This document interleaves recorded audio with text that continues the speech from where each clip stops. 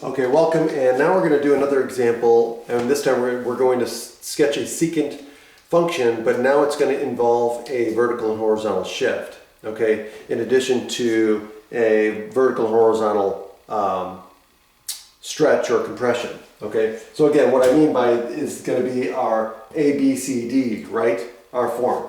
So we have something like this, and the first thing you're going to do is, again, go through the steps, and again, you got to pick out the important characteristics that we have to know. Like, for example, the stretching factor, right? The stretching factor is A. So we know A in this case is 4, right? That tells us, again, how far above the axis we're going to be at, right? So it's not amplitude, but think about the underlying cosine curve, right? The reciprocal function. So A is equal to 4. The period, okay, so we need to know the period. That's going to be helpful. So the period is going to be what? The period is given by P is equal to 2 pi over the absolute value of B. So in this case, B is pi over 3. So we get 2 pi over 3, which, again, this is going to give us 6, right? Because the pi's are going to cancel. You multiply by the reciprocal of the denominator, and you're going to end up with the pi's canceling, and you get 2 times 3, which is 6. Okay. The other thing you're going to want to know is the phase shift, right? This is now, remember, the phase shift is actually going to tell you how far to the left, or excuse me, to the right or to the left, the actual graph is shifting. Okay? So if it's positive, we're going to the right. If it's negative, we're going to the left. So the phase shift is given by what? It's going to be C over B. So C is pi over 2. Divided by B, which is again pi over 3. And so now when we multiply by the reciprocal of the bottom here, the pi's are going to cancel, and we get what? We get 3 halves, or 1.5. So the phase shift is going to be 1.5 units to the right. And then D is 1, which means that we're going to have a vertical shift up, right? 1 unit.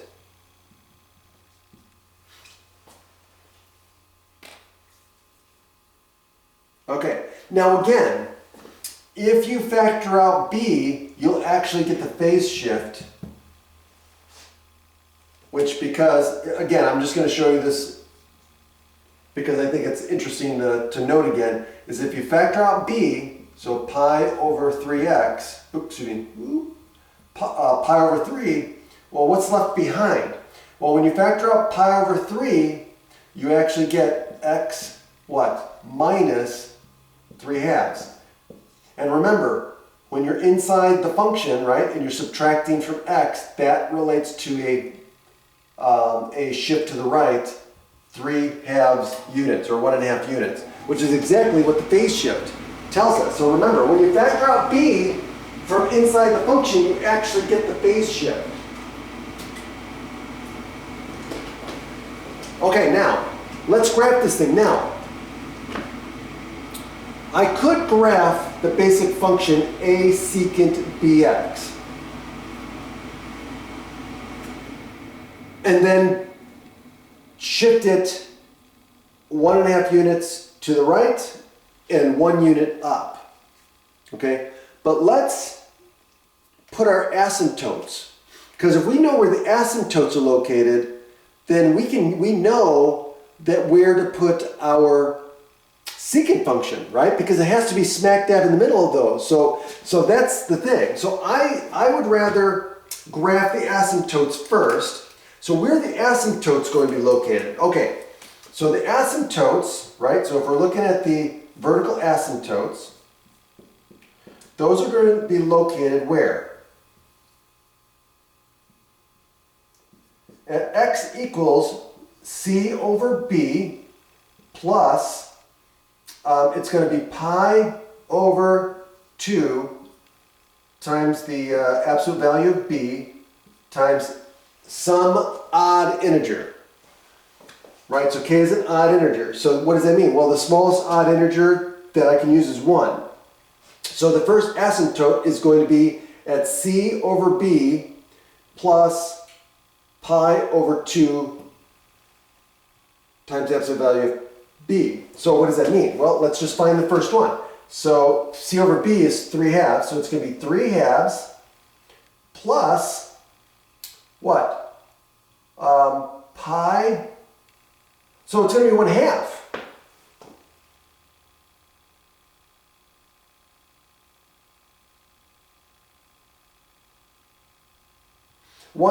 Pi over 2 times this, or divided by this, I should say, is more accurate. So what does that get? What does that get me? So it gives me pi over 2 times what? Well,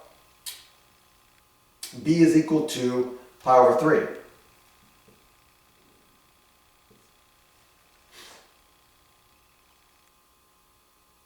Well, again, this is going to give me 2 pi over 3, which is going to then give me 3 halves. So guess what? This gives me 3 halves plus 3 halves, which gives me 3.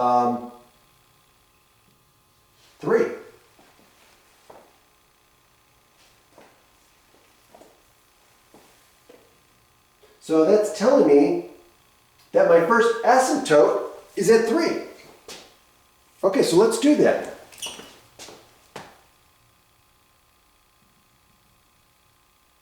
So now, here's the thing. My period is 6, right? And so thinking about the secant function, I know the period is 6, which means I'm going to have a u up on top and then a u on the bottom before I go back to u on top, right? Or something like that. So that means that my asymptotes are going to be located at every half of the period, which is going to be 3. So every 3 units.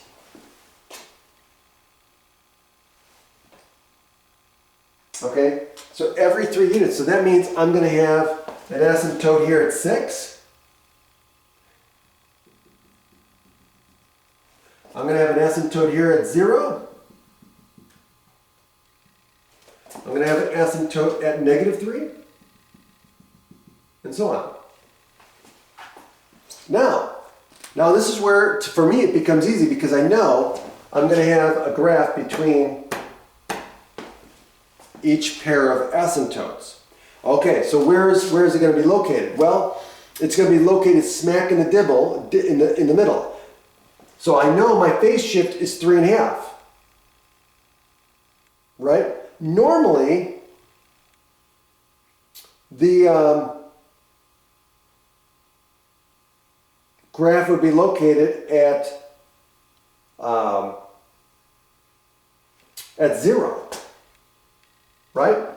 But now it's at 1.5, which, look at that. 1.5 is smack in the middle of these two asymptotes. See? So again, it confirms that, hey, I'm doing it right. Okay? So that means now my cosine function is going to be here, right? So it starts at the top. So guess what? My secant function is going to start at the top here. But where does it start? Well, look at the A. A is 4, but then there's a vertical shift up 1. So guess what? I'm going to start at 5. So this is going to start at 5, which is going to be right about... So that's going to be my point. So 1.5 to the right and 5 up. Well, which is the... Yeah, that's all right. And guess what? Now, if you want to plot a couple extra points, like for example, if you want to go to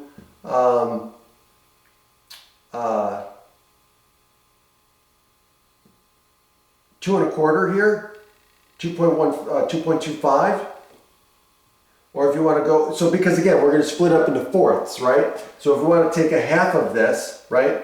So one period, 1/4 of 6, right? 1/4 of 6, so 6 divided by 4, 6/4 is the same as 3/2, right? So 1/2. So 1/2, 1/2, 1/2.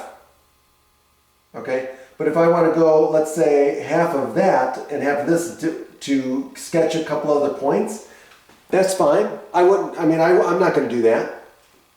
Okay, so by the way, the next one, if this is on top, the next one is going to be down here at the bottom. Right?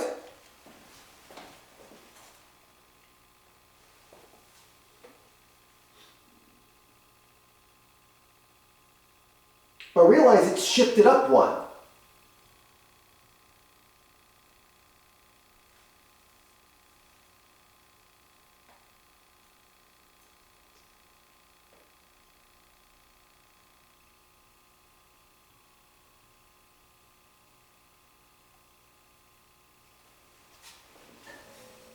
Okay?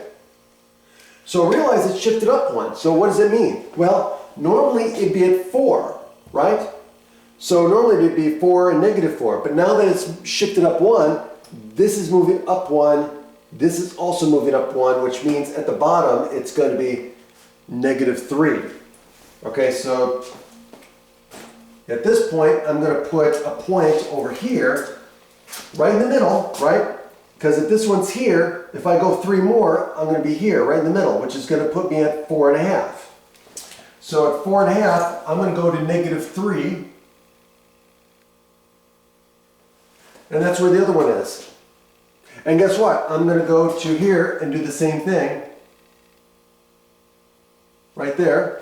And then this one's going to be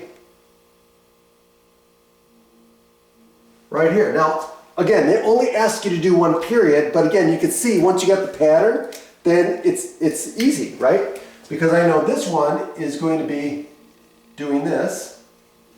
This one's going to be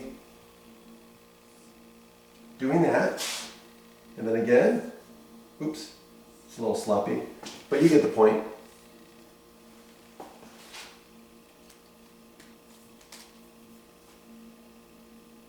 And there you go. Have a great day.